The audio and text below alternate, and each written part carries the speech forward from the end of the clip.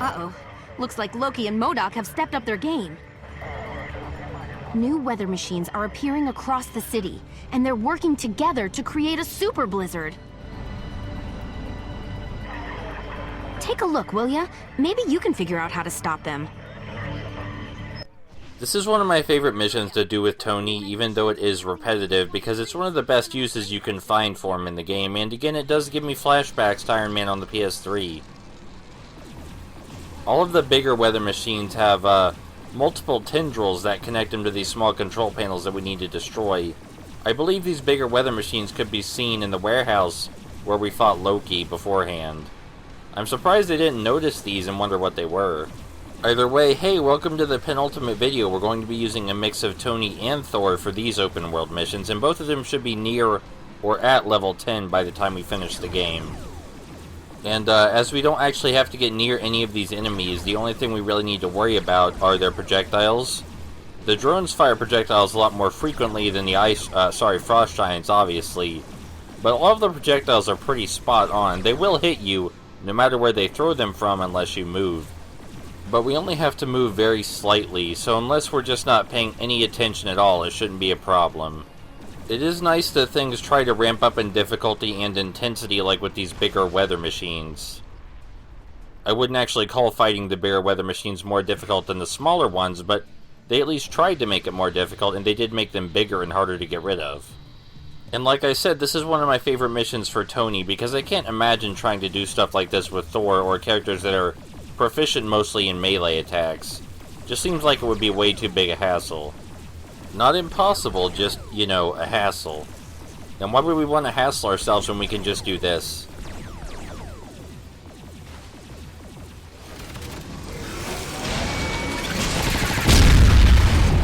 Better hurry up. Those new mega machines are causing a statewide freeze, and I'm afraid... Awesome work, guys.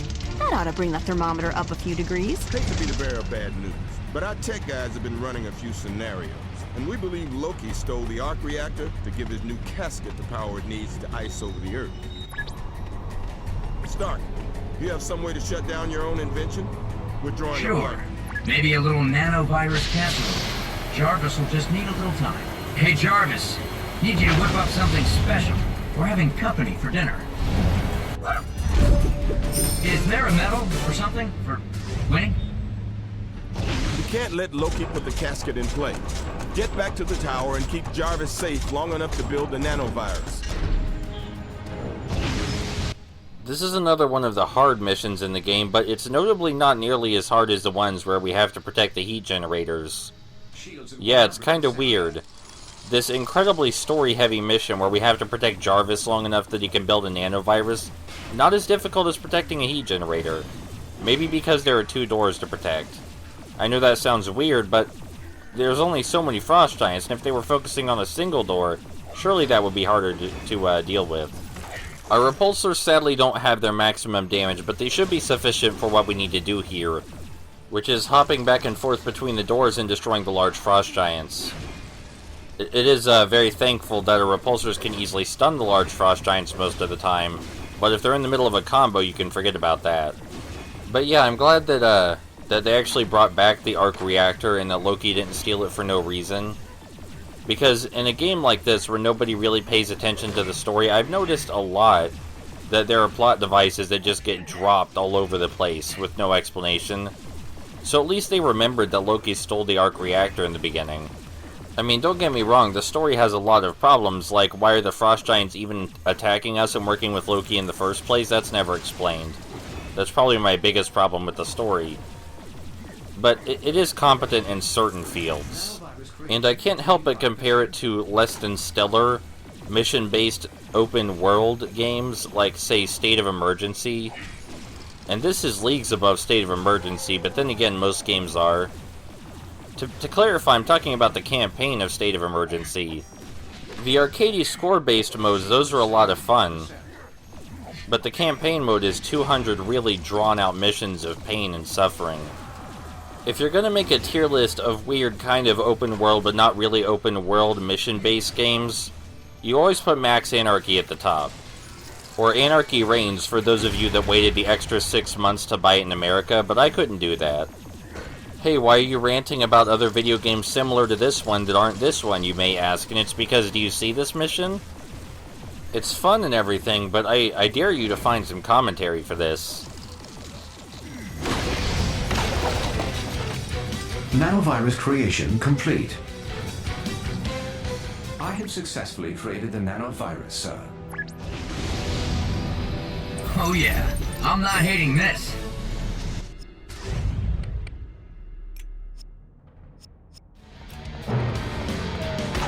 Heimdall tells me Loki teamed with a frost giant general to pull off his little coup. It is imperative we locate and capture this general for questioning. Make your way to the general's last known location. Report back if you see the fiend. I'll be sharpening my blade. Okay, see, that's the kind of attitude that got Thor in trouble at the beginning of the Thor movie.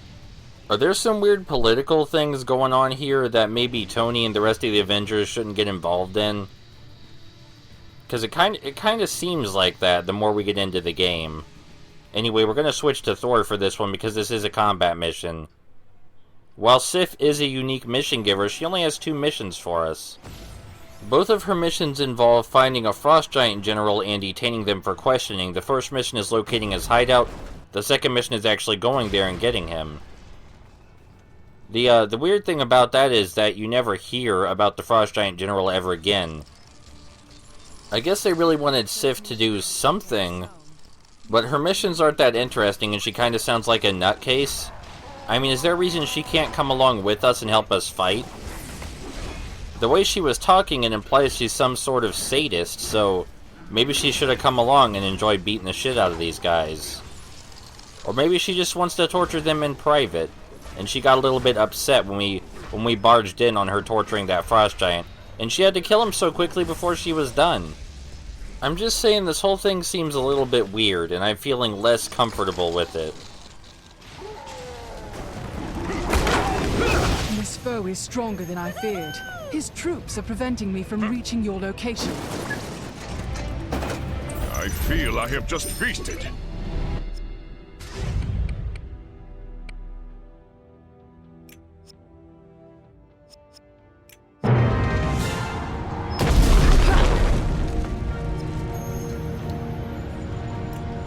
Shield's choosing areas of the city under heavy frost giant attack to drop heat generators and push back the icy battle.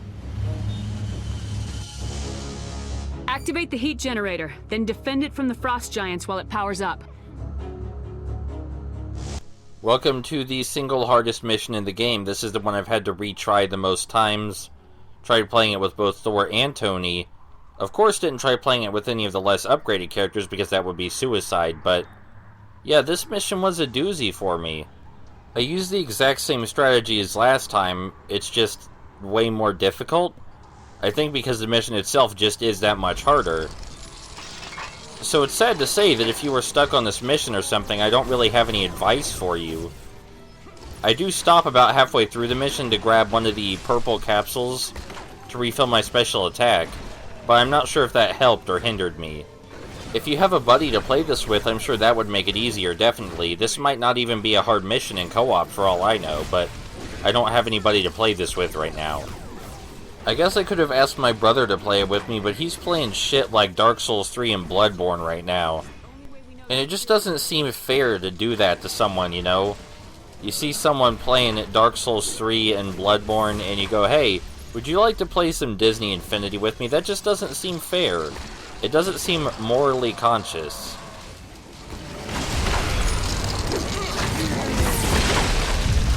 Plan worked. Fury will be happy to hear this.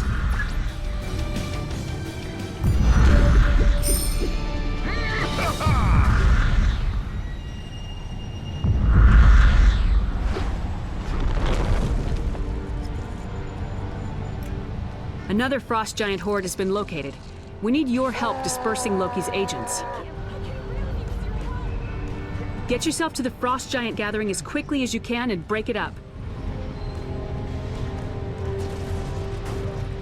I believe this mission is pretty much identical to one Captain Marvel gave us earlier, but we played that one with Tony, and it took place in a slightly different location. This one's just around the corner, literally, just kind of right around the corner. Makes you wonder why Captain Marvel isn't getting her ass up to help us. This is the point in the game where I started getting a slight fatigue from fighting so many frost giants. I mean, it was bound to happen eventually, and to the game's credit, it took until the end. But that's me, and I have an incredibly high tolerance for this thing. But still, I think this is a demonstration of why this game would benefit from having a less nebulous license. The Avengers has a lot of characters in it, alright? And they always do everything together, but if this playset were based around just, like, one of their respective worlds... Like, yeah, I get the villains are from Thor's world and everything. But I mean the tone and the way the characters speak and everything. Like, for example, the other playsets for this city are Guardians of the Galaxy and Spider-Man, and those are separate licenses, while Avengers is a culmination of several. And having a single license to focus on, I think, should make it a lot easier to create variety by focusing on specific aspects of that world. While with the Avengers, you kind of have to be really vague about everything, because you want to include everybody in a story that makes sense for all the characters. Area secure. Wonderful. I knew you were the right agent for the job. Victory shall be my feast. That praise is really hollow because not only was it targeted toward a non-specific character, but when has Captain Marvel been in the Avengers movie universe? Which this is clearly based on. I'm just saying that if the Spider-Man playset doesn't feel less loosely connected than this, I will be disappointed. Because it's based on Ultimate Spider-Man, which is a single, tiny property. Time to secure another area of the city. I've placed the heat generator, but I've been called to assist with another mission. Get the heat generator up and running. Make sure to keep the frost giants away while it powers on, or you're sunk. I think maybe this is the final heat generator mission. There might be another one. But I think this is the final one, and even if it's not, it is the easiest, because it takes place right next to water. Meaning a lot of the frost giants are going to end up in the water. Especially the big ones, which spawn on the edge. That doesn't mean you can just dick around, but it is nice to find kind of a breather heat generator mission. And it's no coincidence we saved all these for the very end. If I stuffed most of these missions toward the beginning or middle of the game, surely that wouldn't leave a good impression. But now that you're on the penultimate video, you're stuck here. What are you going to do, not watch the final video? I don't think so. I think you're going to stick around.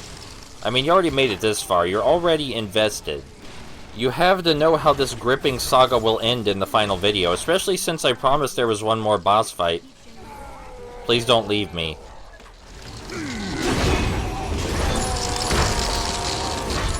Activate and defend. The area is secure. Nice work, team. No foe can hinder me now.